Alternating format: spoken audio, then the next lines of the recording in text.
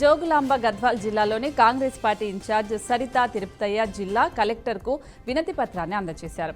గద్వాల్ ఘన చరిత్రను తెలియజేసే కొత్త బావిని ఆక్రమించుకొని వాటి స్థానంలో పట్టణానికి చెందిన కొంతమంది వ్యక్తులు షాపింగ్ కాంప్లెక్స్లు నిర్మించే ఉద్దేశంతో తాత్కాలిక షెడ్యూల్లో షాపులు ఏర్పాటు చేశారన్నారు. భారత రాజ్యాంగంలో పొందుపర్చిన ఆదేశిక సూత్రాల పరంగా ఆర్టికల్ 42 ప్రకారం జాతీయ ప్రాధాన్యత కలిగిన చారిత్రక కట్టడాలను రాజ్యం పరిష్కరించాలని కోరారు. తాత్కాలిక షెడ్లను తొలగించి కొత్త బావిని పునరుద్ధరించాలని చెప్పారు. భద్రాద్రి కొత్తగూడెం జిల్లా పాల్వంచ పట్టణంలో భారీ చోరీ జరిగిన సంఘటన చోటు చేసుకుంది. మార్కెట్ ఏరియాలో నివాసముంటున్న ఫ్లెక్స్ ప్రింటింగ్ షాప్ నిర్వహిస్తున్న రవితేజ అనారోగ్యంతో బాధపడుతూ ఉండగా గత 10 రోజుల క్రితం వైద్య చికిత్సల కోసం ఖమ్మం వెళ్లానని బాధితుడు చెప్పాడు.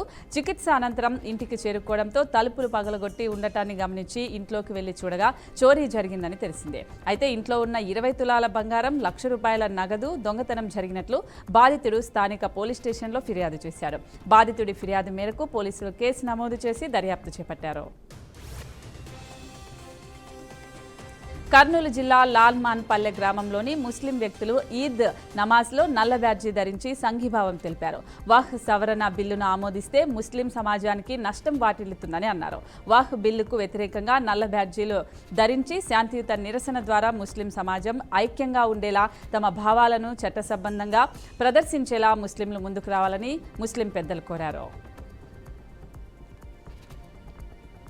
జయశంకర్ భూపాలపల్లి జిల్లాలోని రామ్నగర్ కాలనీలో సన్న బియ్యం పంపిణీ కార్యక్రమాన్ని నిర్వహించారు. ముఖ్య అతిథిగా రాష్ట్ర ఐటీ పరిశ్రమల శాఖ మంత్రి దుద్దిల్ల శ్రీధర్ బాబు పాల్గొని రిబ్బన్ కట్ చేసి లబ్ధిదారులకు బియ్యం పంపిణీ చేశారు. రాష్ట్రంలోని ప్రతి నిరుపేద కుటుంబం ఆకలితో ఉండకుండా కడుపు నిండా భోజనం చేయడమే ప్రభుత్వ లక్ష్యమని సన్న బియ్యం పంపిణీ పథకాన్ని ప్రారంభించామని చెప్పారు. దారిద్ర్య రేఖకు దిగువన ఉన్న కుటుంబాలకు సన్న బియ్యం అందిస్తున్నామని తెలిపారు. ఇచ్చిన మాట ప్రకారం ప్రభుత్వం సన్న బియ్యం పంపిణీ పథకాన్ని మొదలుపెట్టింది. ఈ పథకం అమలుతో పేదల కళ్ళల్లో ఆనందం వెల్లి విరుస్తుంది అని శ్రీధర్ బాబు తెలిపారు. తూర్పుగోదావరి జిల్లాలోని sir Aadhaar cotton nursery farmers association కార్యాలయంలో రక్తదాన శిబిరం ఏర్పాటు చేశారు. ముఖ్య అతిథిగా కడియం సిఐ వెంకటేశ్వరరావు హాజరై కార్యక్రమాన్ని ప్రారంభించారు. మనం చేసే రక్తదానం మరొకరికి ప్రాణం నింపుతుందని, హెల్మెట్ ధరించడం ద్వారా స్వీయ రక్షణ ప్రాణం కాపాడుతుందని సిఐ చెప్పారు. ఇప్పటి వరకు సుమారు 7,200 యూనిట్ల రక్తాన్ని సేకరించి వివిధ బ్లడ్ బ్యాంకులకు అందించడం జరిగిందని గాధ నాగేశ్వరరావు తెలిపారు.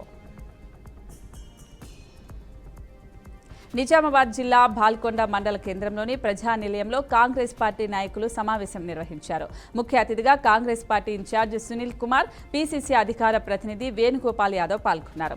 ఏప్రిల్ 2 నుంచి బాల్కొండ నియోజకవర్గంలో ఎమ్మెల్సీ బాల్మూరి వెంకట్ పర్యవేక్షణలో జరగబోయే జై బాపు, జై భీమ్, జై సంవిధాన్ కార్యక్రమాన్ని నిర్వహిస్తున్నట్లు తెలిపారు.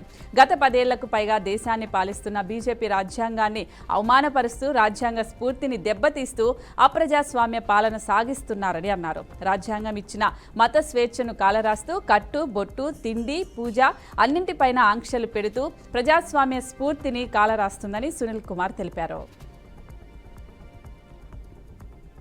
కర్నూలు జిల్లా పెరవలి గ్రామంలో ఉగాది పొరపాట ఉత్సవాలను ఘనంగా నిర్వహించారు. గ్రామంలోని శ్రీ రంగనాథ స్వామి దేవాలయంలో ప్రత్యేక పూజల అనంతరం స్వామివారి పల్లకి ఉత్సవం నిర్వహించారు. సాయంత్రం స్థానిక చెరువు కట్టపై స్వామివారిని ఆశీస్సుల నుంచి కుందేలు పారువేట నిర్వహించారు. యువకులు చెరువు కట్టపై కుందేలు వదలడంతో దాన్ని పట్టుకోవడానికి పోటాపోటీ పడ్డారు. ఇందులో భాగంగా యువకులు ఒకరిపై ఒకరు రంగులు చల్లుకుంటూ పండుగను ఘనంగా జరుపుకున్నారు. మేడ్చల్ జిల్లా ఔషాపూర్ గ్రామంలో ఒక విద్యార్థి స్కూల్ బ్యాగ్లో నాగుపాము దూరింది. గ్రామంలోని ఎస్టీ కాలనీలో రాము ఇంట్లో తన కుమారుడి స్కూల్ బ్యాగ్లో బుసలు కొడుతూ సౌండ్ వస్తూ ఉండటాన్ని గమనించి రాము భార్య స్వరూప తెలిపింది. స్వరూప వెంటనే భర్తకు చెప్పడంతో అప్రమత్తమైన రాము బ్యాగ్లో ఉన్న నాగుపామును బయటకు తీసి కొట్టి చంపినట్లు చెప్పాడు. ఒక్కసారిగా నాగుపామును చూసి అక్కడ కుటుంబ సభ్యులు భయభ్రాంతులకు గురయ్యారు.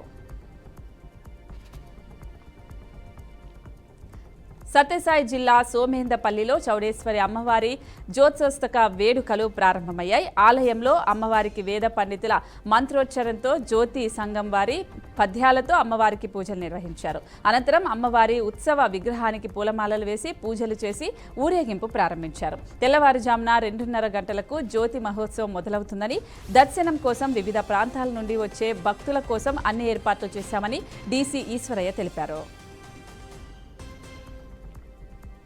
అన్నమయ్య జిల్లా రాజంపేట రైల్వే పట్టాలపై గుర్తు తెలియని యువకుని మృతదేహం లభ్యమైంది. అస్తవరం రైల్వే స్టేషన్ పట్టాలపై గుర్తు తెలియని యువకుని మృతదేహం ఉందని స్థానికులు తెలిపారు. సమాచారం తెలుసుకున్న పోలీసులు సంఘటనా స్థలానికి చేరుకుని పరిశీలించగా యువకుడు ముస్లిం మైనారిటీకి చెందిన వాడిగా భావించారు. మృతదేహం వద్ద మృతునికి సంబంధించిన ఎటువంటి వివరాలు లభ్యం కాలేదని పోలీసులు తెలిపారు. మెదక్ జిల్లాలోని ఎమ్మెల్యే సునీత లక్ష్మారెడ్డి ఈద్గుల వద్దకు అక్కడికి వెళ్లి ముస్లిం సోదరులకు రంజాన్ పండుగ శుభాకాంక్షలు తెలిపారు. గత 30 రోజులుగా రంజాన్ మాసంలో ఉపవాస దీక్షలు చేసిన పుణ్యఫలం సమాజంలోని అందరికీ ఉపయోగపడాలని ఆ దేవుణ్ణి ప్రార్థించడం సంతోషమని చెప్పారు. సో మీ పిల్లా పాపలు ఆయురారోగ్యాలతో ఉండాలని ఆ దేవుణ్ణి ప్రార్థిస్తున్నట్లు తెలిపారు. ఈ ప్రజాపాలనలో ముస్లిం సోదరులకు ఎలాంటి సమస్యలున్నా దగ్గరుండి పరిష్కరించే విధంగా చర్యలు తీసుకుంటారని లక్ష్మారెడ్డి వివరించారు. హైదరాబాద్ హైత్ నగర్లోని లక్ష్మీప్రియ కాలనీలో అగ్ని ప్రమాదం చోటు చేసుకుంది.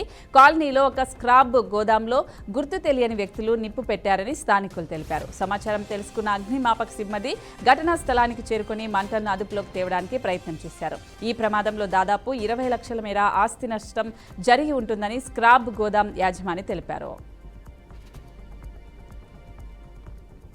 సిద్దిపేట జిల్లా కేంద్రంలోని ఈద్గాలో జరిగిన రంజాన్ వేడుకల్లో కాంగ్రెస్ పార్టీ ఇన్ఛార్జ్ హరికృష్ణ పాల్గొన్నారు. ప్రత్యేక ప్రార్థనలు చేసి అల్లా ఆశీర్వాదం తీసుకున్నారు. ముస్లింలందరికీ రంజాన్ శుభాకాంక్షలు తెలిపి అలైబలై చేసుకున్నారు. రంజాన్ పండుగను ముస్లిం అందరూ సుఖ సంతోషాలతో జరుపుకోవాలని కోరారు. తెలంగాణలో కాంగ్రెస్ ప్రభుత్వం అధికారంలోకి వచ్చాక ముస్లింల సంక్షేమానికి కృత నిశ్చయంతో పనిచేస్తున్నామని హరికృష్ణ తెలిపారు. వనపర్తి జిల్లా కొత్తకోట మండలం సంకిరెడ్డిపల్లి గ్రామ శివారులో గ్రామస్తులు ఆందోళన చేపట్టారు.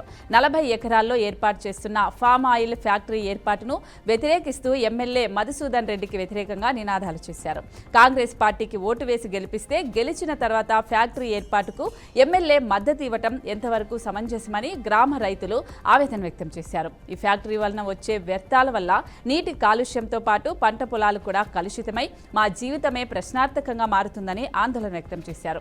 ఈ ఫ్యాక్టరీని వెంటనే ఆపివేయాలని, లేదు అంటే పెద్ద ఎత్తున ఆందోళన చేస్తామని చెప్పారు.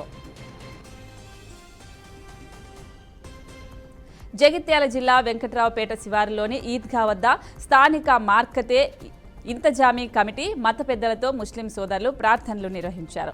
సర్వమత సమ్మేళనంగా భారతదేశంలోని ప్రతి ఒక్కరూ సుఖ సంతోషాలతో ప్రజలు జీవించాలని అల్లాని వేడుకొని ప్రార్థనలు నిర్వహించామని తెలిపారు. అనంతరం ముస్లింలందరూ రంజాన్ శుభాకాంక్షలు తెలిపి అలైభలై చేసుకున్నారు.